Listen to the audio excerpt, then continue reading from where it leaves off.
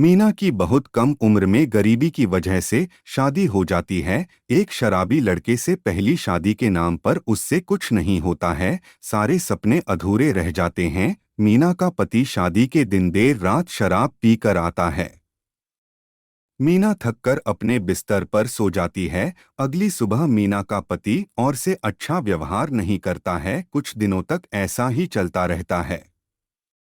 एक दिन अचानक बहुत अधिक शराब पीने की वजह से मीना की पति का देहांत हो जाता है। मीना की जिंदगी जैसे कभी मोड़ ली ही नहीं, उसके सारे सपने आंखों में ही मर जाते हैं।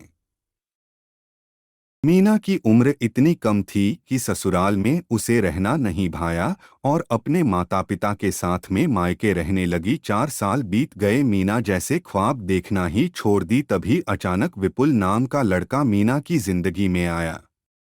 विपुल नया नया मीना के मोहल्ले में रहने आया और मीना उसे पहले ही नज़र में भा गई। विपुल एक बहुत ही समझदार और अच्छा लड़का था। मीना के पिता से विपुल ने खुलकर शादी की बात की और मीना के पिता ने तुरंत शादी की रजामंदी कर दी। यह जानकर कि मीना की दूसरी शादी है, मीना एक विधवा लड़की है, विपुल को इस बात से कोई एतराज नहीं था। राजी खुशी शादी की तैयारियां हुई और मीना की शादी विपुल से हो गई। नम आंखों से मीना ने अपने माता पिता से विदा ली। मीना और विपुल गाड़ी में सवार होकर अपने घर जाने लगे। देर शाम हो गई है। रास्ता काफी लंबा था। गाड़ी में मध्य मध्य म्यूजिक बज रही थी जो मीना को काफी अच्छा लग रहा था। मीना की आंखें फिर से भी बोल के साथ सपना देखने लगी। उस रात एक नई जिंदगी की अचानक विपुल की गाड़ी रास्ते में खराब हो जाती है। मीना को बुरा महसूस होता है। मीना को छोड़कर विपुल गाड़ी से उतरता है और मीना से कहता है, तुम गाड़ी में ही रहना, रास्ता सुनसान था। आगे जाकर गाड़ी ठीक करने लगता है। भी अचानक मीना जोर से चीखती है। विपुल जाकर पूछता है, क्या बात है मीना, तुम इतनी जोर से क्यों आवाज लगाई? तो मीना ने कहा कि जैसे कोई मेरे बालों को पीछे से खींचा। विपुल ने कहा, नहीं, यह तुम्हारा भ्रम होगा, गाड़ी में तुम्हारा बाल फंस गया होगा। मीना को भी यही लगा कि शायद मेरे बाल गाड़ी में फंस गए होंगे। गाड़ी ठीक हो गई। मीना और विपुल आगे बढ़े।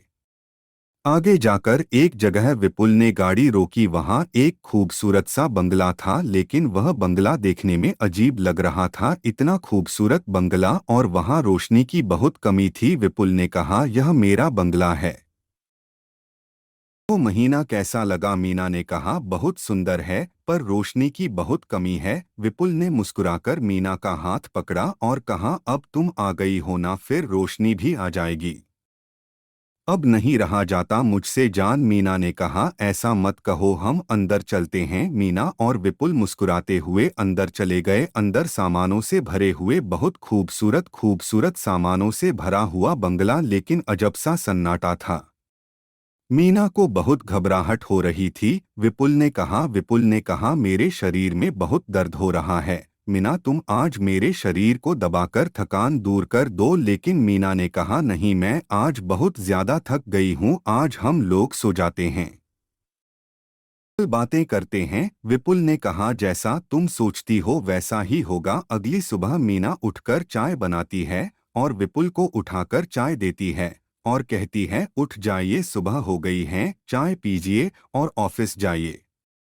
विपुल चाय पीकर कहता है, चाय बहुत अच्छी बनी है। मीना की तारीफ करते हैं और कहता है, सॉरी डार्लिंग, कल तुम्हें ऐसे ही सोना पड़ा, तुम्हारी सुहागरात अधूरी रह गई।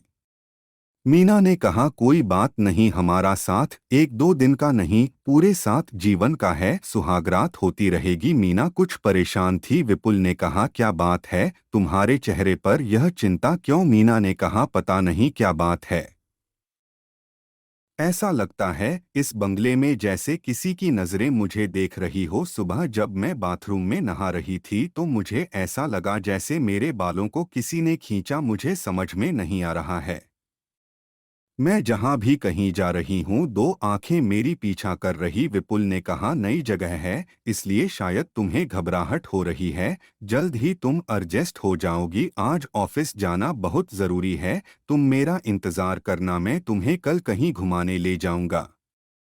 और हम रात में खाना भी बाहर खाएंगे। मीना ने अच्छा कहा। उसके बाद विपुल को ऑफिस के लिए विदा किया। आप मीना और विपुल की जिंदगी शांति से चलने लगी।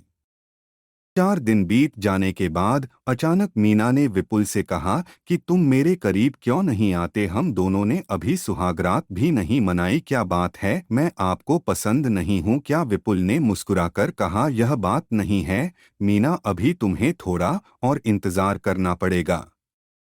हमारे परिवार की है पुरानी परंपरा है कि शादी के बाद पति और पत्नी बिल्कुल किसी तरह के संबंध में नहीं बनते हैं, बिल्कुल वह दोस्त की तरह रहते हैं। तो तुम्हें भी हमारे परिवार में हमारी परंपरा निभानी पड़ेगी। अगर हम ऐसा नहीं करेंगे तो हमें परिवार का श्राप लगेगा। आखिर अमावस की रात आ ही गई और मीना की पति ने कहा था कि तुम्हें अमावस की रात तक ही तुम्हें इंतजार करना पड़ेगा, उसके बाद मैं और तुम सुहागरात मना सकते हैं। अमावस की काली रात आ गई। मीना के मन में फिर से नए सपने पलने लगे। मीना की आंखें नए सपने देखने लगी। वह विपुल के करीब जाना चाहती थी और अपनी पहली सुहागरात के नाकामी के बाद दूसरी सुहागरात मनाना चाहती थी।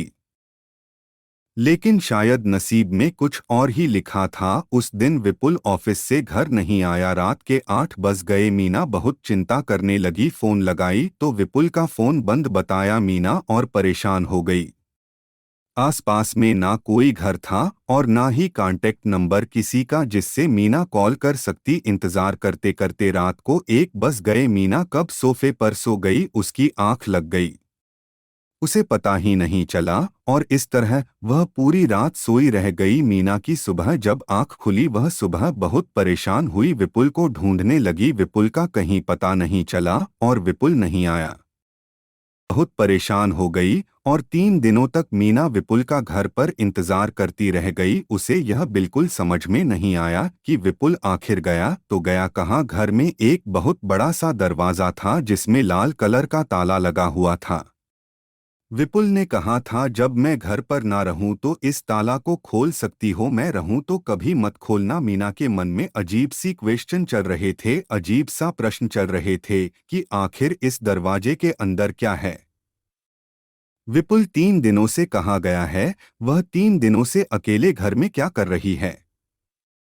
उसे अकेला रहते हुए भी अकेला क्यों नहीं महसूस हो रहा है? इस तरह के सवालों से वह घिर गया था। मीना का मन आखिरकार यह चाबी जो ताले के बगल में रखी हुई थी, चाबी से दरवाजे का ताला खोल दिया। दरवाजे को खोलते हैं मीना के सामने वह दृश्य आया जिसकी वह कल्पना भी नहीं कर सकती थी। कमरे के अंदर विपुल, उसके माता पिता के पूरे परिवार की बड़ी बड़ी तस्वीरें लगी हुई थी और विपुल की माँ, विपुल की जो तस्वीर थी उस पर एक बड़ी सी माला चढ़ी हुई थी जिसके नीचे विपुल का जन्म और मृत्यु की तिथि लिखी हुई थी। यह देखकर मीना अचंभित हो गई कि अगर विपुल मर चुका है और विपुल की मरने की तिथि 4 साल पहले की थी, तो विपुल अगर 4 साल पहले मर चुका है तो ये कौन है जिसके साथ शादी करके इसके साथ 8 दिनों से रह रहा है?